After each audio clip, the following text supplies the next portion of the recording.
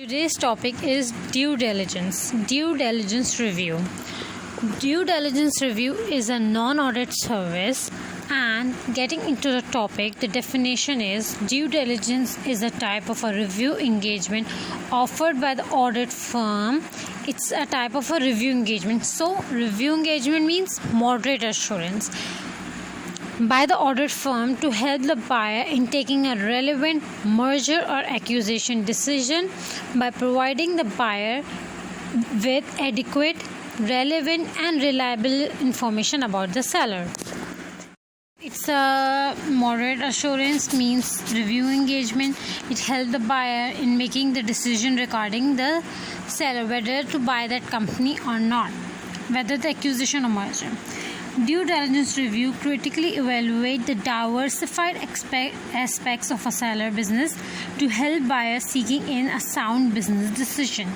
Now, what is the purpose of due diligence review? Due diligence review, it reduces the risk. It tells the acquirer fully of the target and uncover the potential problems. It helps in the verification of management representation. Whatever management is saying, it helps to verify those. It helped in identification of assets and liability not presented in the financial statement, like internally generated brands or goodwills, and for example contingent liability. And the post-acquisitional operational implication, need to renegotiate a contract or pay redundancy. Means the purpose of a due diligence review is it reduces the risk, it tells the potential problem, verify the what management is saying. Secondly, it helps to identify assets and liability not in the financial statement, like internally generated goodwill. It is important, but it is not recognized, but it is important for a business. And same as it is contingent liabilities, they are disclosed, so they help them to identify those.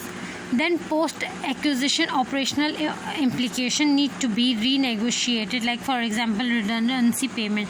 So due diligence review will identify those issues.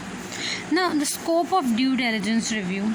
Due diligence review, it name simplifies. Due means care and diligence means insight. Anything is done critically. So the scope of due diligence review is it look into financial matters, commercial matters, operational matters, technical matters, IT matters, legal matters, and HR.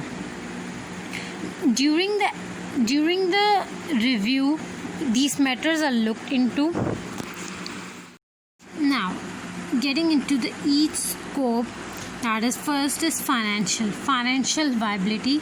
Now, in the due diligence, it will be scanning the historical financial statement and foreseeable future. Means historic financial position and future financial position is to be looked upon.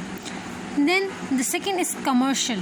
Commercial means scanning the target company's market and external economic environment. Means the competitive position, the market share. So it is scanning the target company market and external economic condition. The third is operational.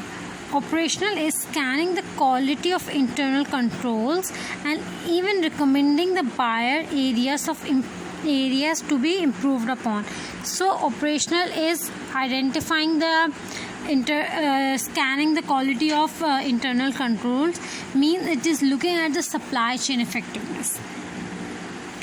Then the next is information technology, IT. Yes, IT can be very important for business in now era.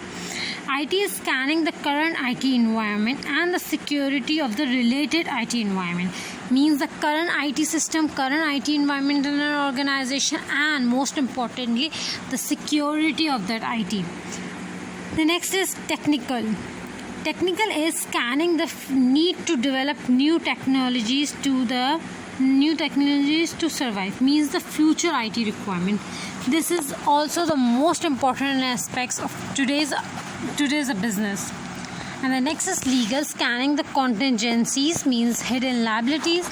And last is HR, scanning the current workforce means you are evaluating how fruitful the current workforce is, need to consider the downsizing, training, and etc. So scope of due diligence review is financial, commercial, operational, IT, technical, legal, and HR.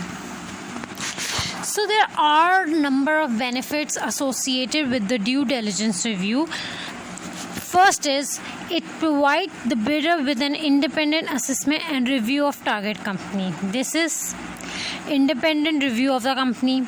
Second is identifying and quantifying the areas of financial and commercial risk. The scope is going to identify the areas of risk. Third, it gives assurance to the provider of finance. Usually the acquisition and merger is financed and is financed by the bigger institutions, banks. So it is going to give assurance to the financer. And the fourth and the last point is place the bidder in a better position for determining the value of the target company. Although in this due diligence review, no price is quoted for the seller, but this is a separate engagement that the evaluator, the audit firm, is asked to place even the value. So it is going to determine a value, what is the value of this company.